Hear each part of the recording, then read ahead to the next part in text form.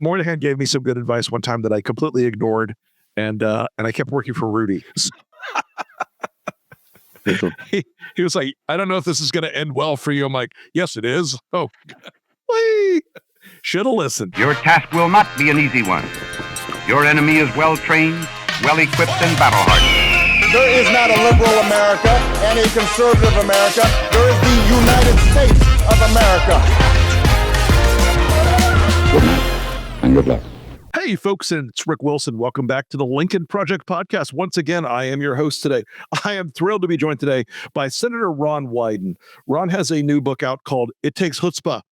And I think this is one of those summaries of politics that cuts right to the core of what really needs to happen sometimes when we're working on the hardest problems and the toughest moments. Sometimes you just have to have a sense of courage and boldness and brass and get in there and fight the good fight.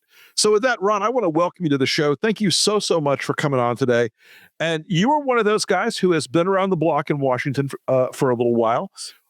What was it that led you to write this book at this moment? What I said to myself, Rick, is the typical congressional book consists of things that I don't think are the key to the discussion. It starts usually with a lot of bragging. The person talks about all these bills and amendments, and they did this and this and this. And then it segues into a proposition that they're being urged by multitudes of people to run for president. And they sort of feign disinterest and, oh, I'm not interested in doing that because of my family. And then the third stop is essentially, you can contribute to my exploratory committee by going to any of these 27 sites and contributing.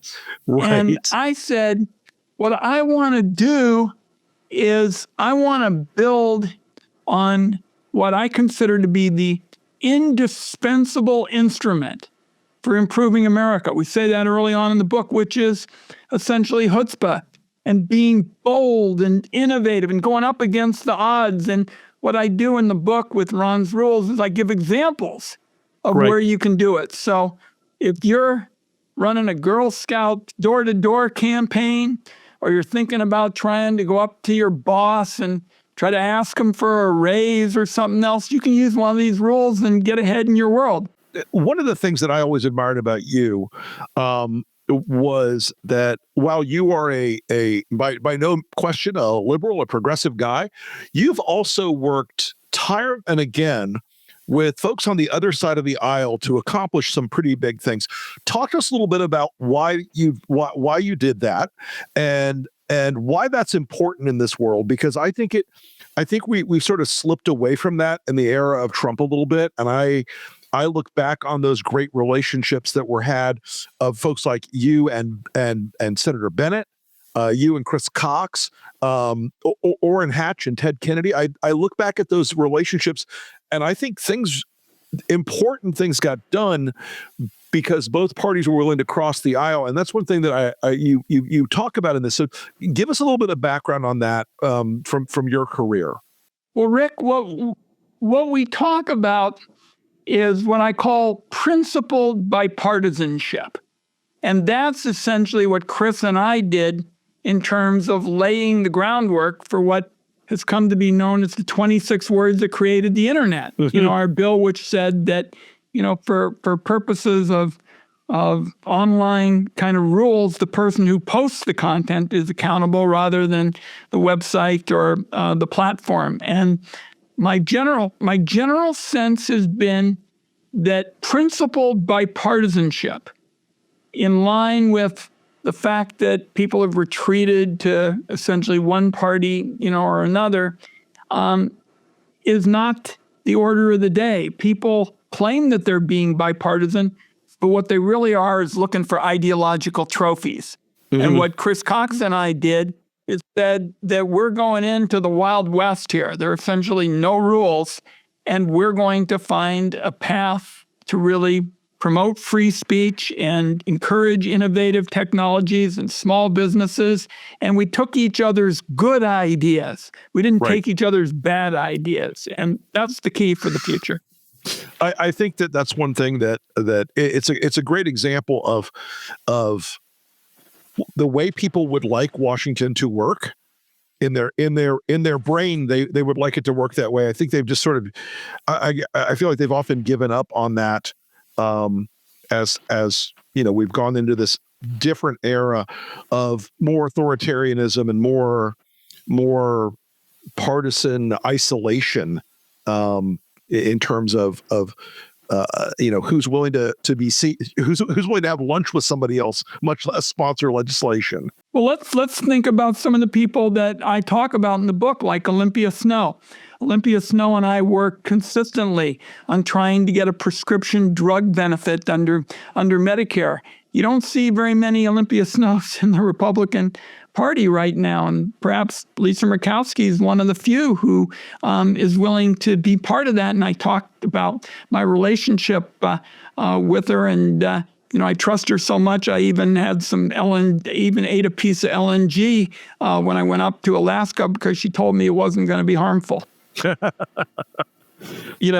think that one thing you say in the rules is that, and this is again one of these things that feels like it's getting forgotten, is that compromise isn't just bad idea, horse trading the bad ideas. It's trying to synthesize something better. And I do think, again, it's a harder assignment these days. But I do think the example of Olympia Snowe is she was always somebody who was willing to look at a broad spectrum of opinions to get to the right answer. And you're being logical, Rick, and I continue to believe that this is what the American people, are insisting on. And I think that if Trump makes a bunch of additional ridiculous, promises, he already has given up on this question of doing anything about food prices. That lasted about a week until he said, "Uncle, not going to be, part of it." I think that there's going to be a market for the kind of politics that we're talking about, which, heaven forbid, is based on a principled kind of approach in your ideas. And you come out of the Jewish faith tradition, and so the Tikkun Olam and Hutzpah combining together, it's a sort of a direction where you've got to have that courage to do those things, to make those differences, to heal up the problems that we face in this country. And that really became, that was sort of a through line in the book. I noticed that your faith tradition really informs how you have looked at the assignment ahead of you. And that's why I went into public service, because I believed in Tikkun Olam and being willing to try out, fresh approaches. I mean, healthcare to me is the most important issue. If Rick and his family don't have their health, everything else goes by the board. And, I've consistently, you mentioned my relationship with Bob Bennett. We started off and we said, look, we think that Democrats are right, that to fix healthcare, you've got to get universal coverage, because if you don't, there'll be too much cost shifting and not enough cost containment. Right. But we also decided that there ought to be a private sector. Well, that's what members of Congress have in their healthcare. And by the way, if you want innovations into cures and the like, you've got to have a role for the private sector. So there are opportunities here to build coalitions. You just don't see as many of them today as there once were. So you talk about leadership by listening. And this is something that I learned a long time ago from a boss of mine who was great at having conversations with people that you later realize were about trying to lead better. And when I was a young guy, I didn't get it as much. I think I get it more now. Talk to us about the value of listening in politics and in leadership, because I think it's an underappreciated skill these days. It is. And, so many people in politics say that they're going to listen, and about 30 to 45 seconds in, they're already opening their mouth in order to say, here's what you ought to do. And, I've had more than 1,100 town hall meetings, 1,101 to be exact, wow. 90 minutes. Nobody's ever done it before in my state, Rick. I was the first to do it. Senator Merkley's picking up on it. Record. I think it is, but I tell people I don't have all the answers. But what we're going to do is something that the founding fathers had in mind, which is listen and have a chance to try to find some, common ground. And I think that it's an opportunity to really generate a different kind of a politics. I saw some of the Trump town meetings, and he talked for a while, and then he started playing music, and it was always about him. Sure. Listening is about the other person. We gave an example in the book about a guy that we called George, who worked at the Portland International Airport. And when I came in, the far right radio people in Oregon are always saying that I'm in New York. My wife owns a bookstore. I'm not from Oregon. And George listens to me for a second and said, I know those radio nuts were wrong. And said, let me tell you a few things. And I wrap it up. After I listened to him for a while, I said, I don't know if George is going to vote for me, but he's going to walk away and he's going to say, Ron Wyden actually listened to me, and tell his family I taught him a thing or two. And maybe I'll get a chance to talk to him again. Public service. Yeah, I think that's something that, a lot of people curate their town hall meetings these days. And I some of my former Republican friends, most of whom all of whom are gone from the House and the Senate now, or the House now at least. They told me, like, after touching the hot stove a couple of times of disagreeing with Trump on anything in 2017, they decided town hall meetings were going to get curated. They were only going to invite people that they knew would ask them easy questions, or they just wouldn't do them. 1,100 town meetings. And you and I remember John McCain. Sure, the master of a town hall. He loved them. Yep, he absolutely loved them. One of the big issues right now that I wanted to ask you about, we are facing a very different political climate this year than we've ever had before. Trump is back. He's pretty shameless about the crazy stuff he wants to accomplish. And a lot of your Republican colleagues are publicly saying nice things about him and trying to cooperate with him. And in private, a lot of them are very nervous. What's your take on Trump getting through some of the more radical appointments and policies that he's trying to push this year? Well, I'll take RFK because he's going to be coming to our committee. I was chairman of the finance committee until the last couple of weeks, but I'm concerned that he's just going to be a rubber stamp for Republican ideological crusaders who want to stop Medicare from negotiating lower drug prices, allowing insurance companies to sell junk and undermine Medicaid and life-saving health services. And he's made some outlandish statements about various types of health care. And I think that at the end of the day, a lot of the Republicans in the Congress know that the president is talking about stuff that is way, way outside the bounds of good governance, but they're afraid to take him on. Yeah, they are afraid to take him on. That is a true fact right there. And it's not easy to watch them try to convince themselves that cowardice is the best strategy, but a lot of them are, as I tell people, there are probably only about 10 or 12 like real wackadoo types who believe really literally in Trump, but the rest of them are very afraid of that climate of intimidation.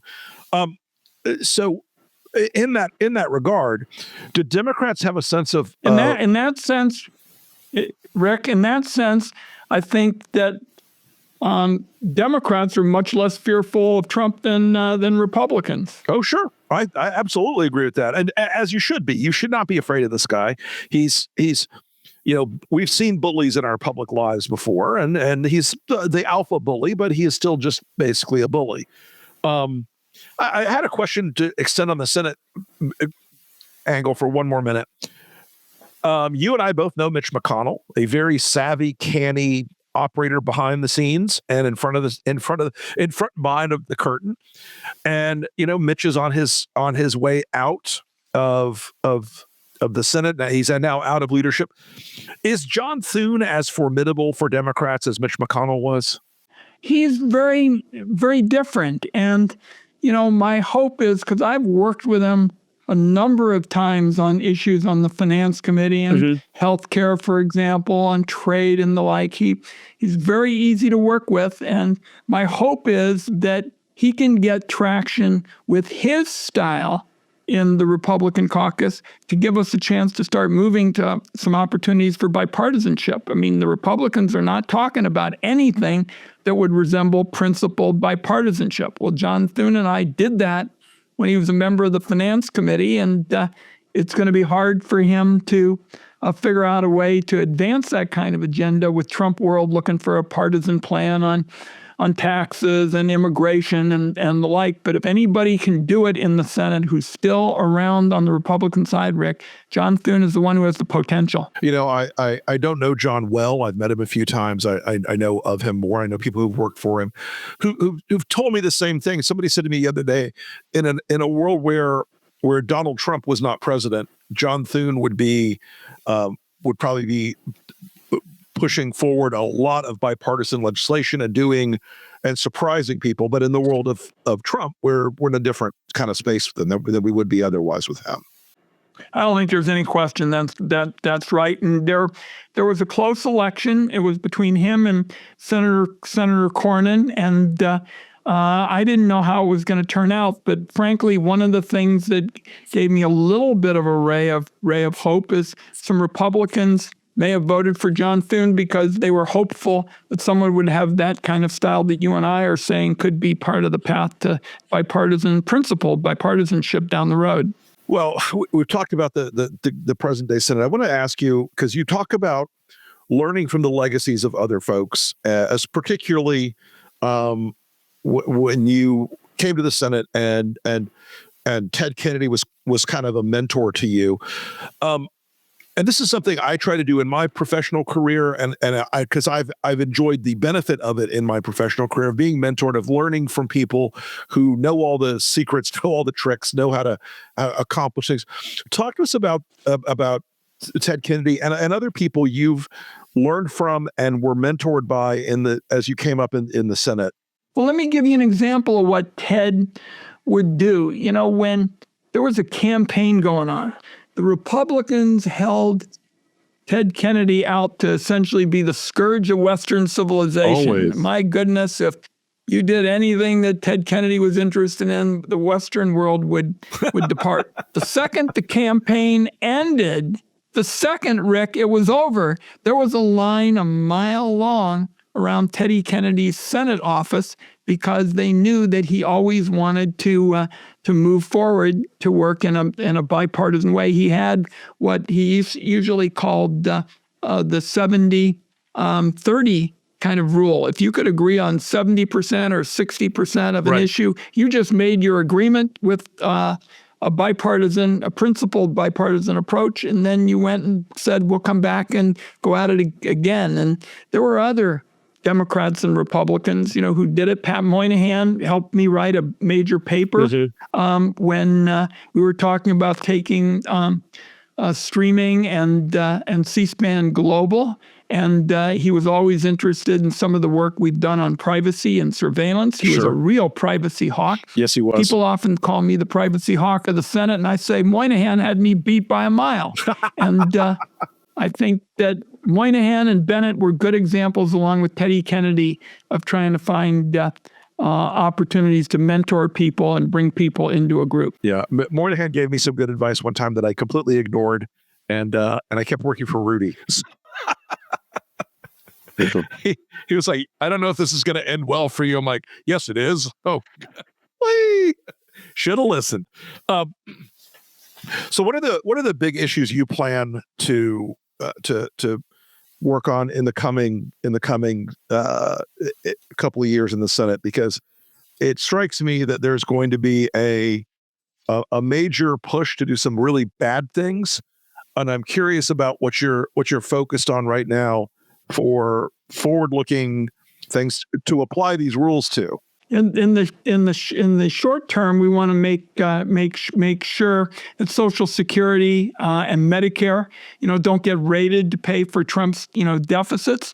And then I want to deal with privacy and surveillance, because the reason the privacy issue is so important now, Rick, is when I started on this, and Chris and I were writing, the first kind of ground rules for the internet, there were things that technology couldn't do So Rick Wilson and everybody else would have a measure of privacy simply because the technology couldn't get there.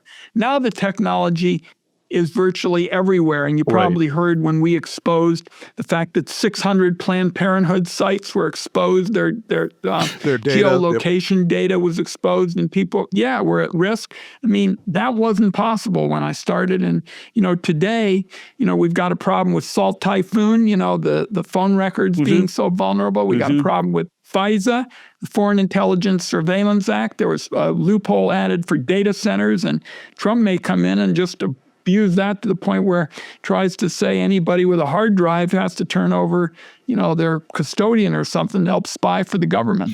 I'm one of these folks that's been, from the right, deeply concerned about the degree to which privacy is a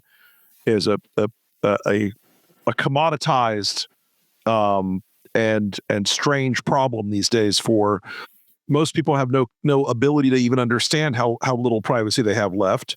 I think that's a very meritorious thing to push forward on, because people, if they knew it was as bad as it was, they'd be in the streets.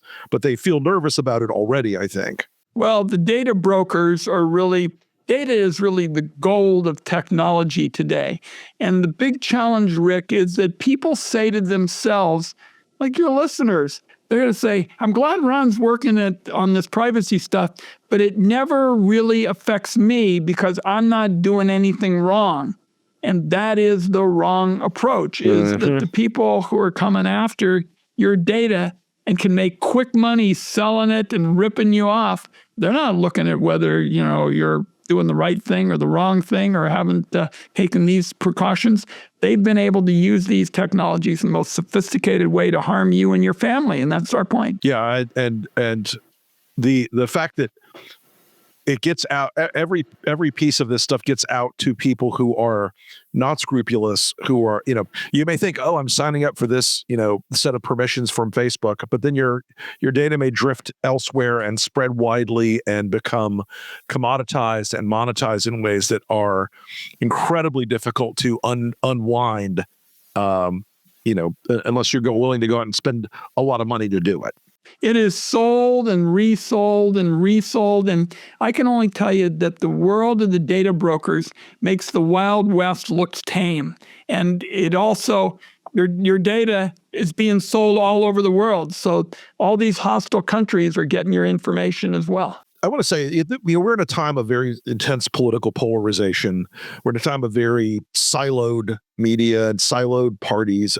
And reading this book, I felt I liked, because as you pointed out in the beginning, it's not your standard political bio. It's not the I'm running for president and here's how wonderful I am about everything. This was about some real road rules to make people more effective as legislators, leaders, communicators, etc. Talk to us about which of the 12 rules you find the most important, the centerpiece of your 12 rules. Well, first of all, what I hope is that this will really appeal to young people, Rick, because I even saw that, Nancy and I were with the kids over the holidays and talking to some of their friends. And a lot of them, the Democratic kids are upset about things like the right to choose and the like. But kids across the political spectrum are worried about their educational opportunities, worried about the jobs, worried about they're going to get the chance to own their first home. And, there are a few rules that I like a great deal, but particularly I like playing the long game, because everything in today's society drives short-term judgments. We get all our texts, we get all our emails, and we're concerned about responding in the next 2 minutes. Right. And, what I did to write the big climate package to break what Moynihan said were decades and decades of gridlock, because he was involved in climate, was to say, I'm going to take the time to come up with some new concepts. And one of them was, in the energy field, we would have technological neutrality.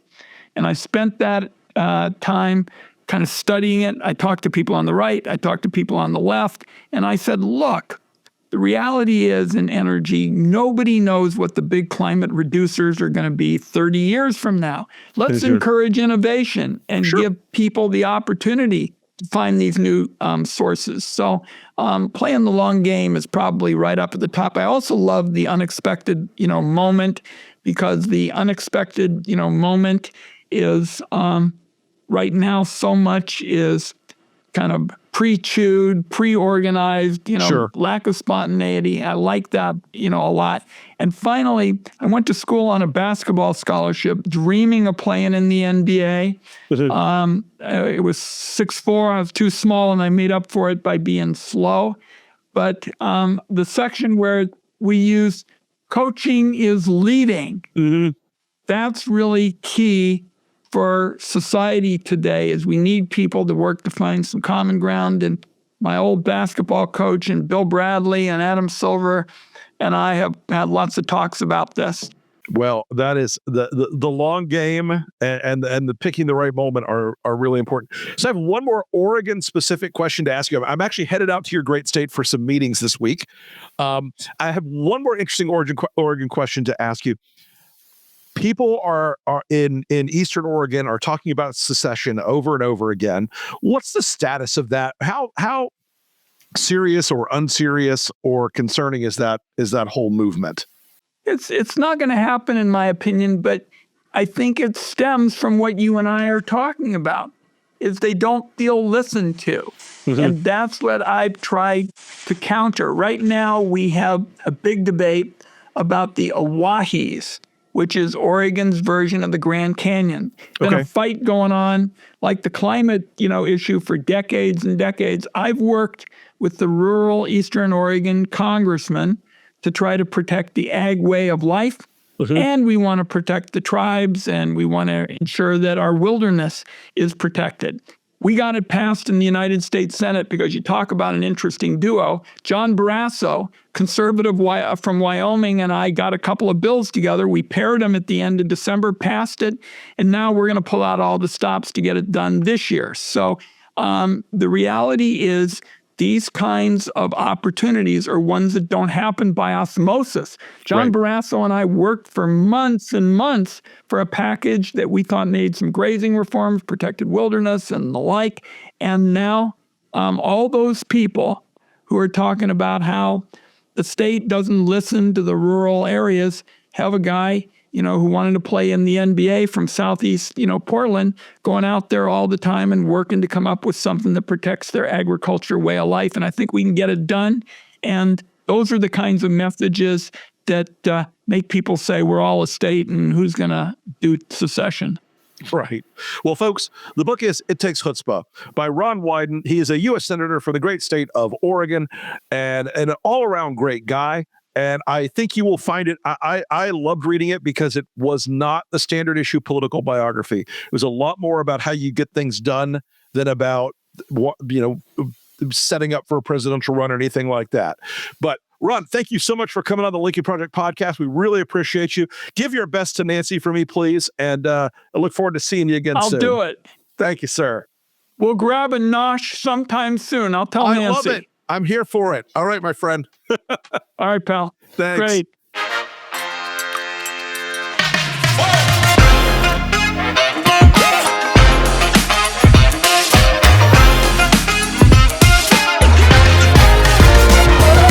Good night and good luck.